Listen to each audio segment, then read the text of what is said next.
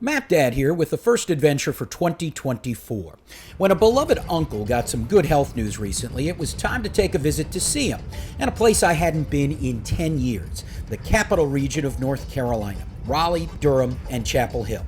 And MapDad would pack a lot into this 48-hour trip. I picked up my uncle and we went to Merritt's Grill on the outskirts of Chapel Hill, known for some of the best BLT sandwiches around, and they were fabulous. The bacon was crisp, the tomatoes had that just right snap to them.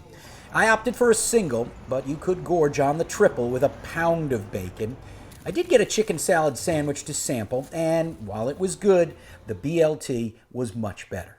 MapDad is a big fan of the Hyatt hotel chain, and last year, having stayed in 5 different brands within Hyatt, I was gifted a free night, which would expire in mid-March. Looking at the options, it was clear where I'd use it. The Carolina Inn, right next to the University of North Carolina campus, just off the main drag of Franklin Street. And when I reserved the room, it was supposed to be a single queen bed. But I was in for an amazing surprise.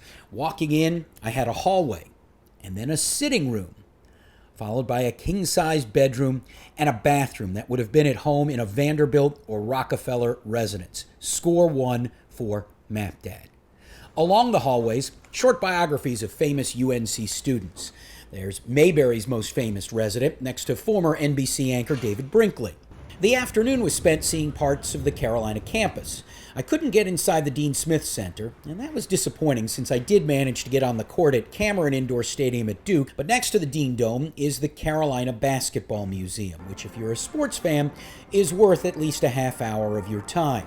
Interesting to see the letter Duke coach Mike Krzyzewski sent to Michael Jordan, or Mike Jordan, after Jordan had decided to go to UNC. No signature here from Coach K. I also walked by the bell tower and the student center. Dinner that night was at Topo, short for Top of the Hill. It's at the top floor of a corner building where you can look over Franklin Street. I had a whiskey and Coke braised short rib over mashed potatoes and veggies, which was very good. The next morning, a stroll down Franklin Street. Most of the stores had yet to open, but one place that was, Sutton's Drugstore, a 101-year-old institution with a counter for breakfast, where for under $10, scrambled eggs, bacon, and pancakes, a big thumbs up. Now, I didn't have the chance the night before to get a blue cup at He's Not Here, a 50-year watering hole, but I did see cleanup underway in the fraternity quad for those who have the old red solo cups. After breakfast, it was on to Raleigh, where my cousin promised to take me to some of the best barbecue ever. So the location was a bit strange, in an upscale shopping district called North Hills. The Lab Barbecue. It's the name on the outside, but its real name is the Redneck Lab Barbecue, as you can see on the sauce jars. Apparently the powers that be didn't want the redneck name on the marquee. Whatever you want to call it, I call it delicious. Some of the best brisket and burnt ends I've ever had. The mac and cheese, I was a little disappointed in. Now, I ate it all, of course, but still, I do recommend the baked beans. After lunch, a drive around the North Carolina Capitol. A couple of skyscrapers, you won't confuse it with Chicago or New York. Now, one nice thing about North Carolina, a lot of the state museums are free of charge. And that brought me to the North Carolina Museum of Art, which has 2 buildings just west of downtown. They have a collection of sculptures and a vast array of modern and ancient art.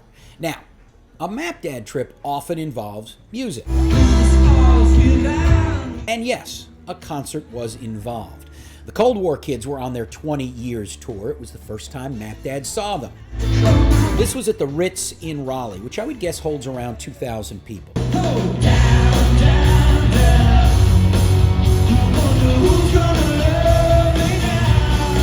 They put on a really good show, highlighted by their closing encore, which happened to be MapDad's favorite in their catalog.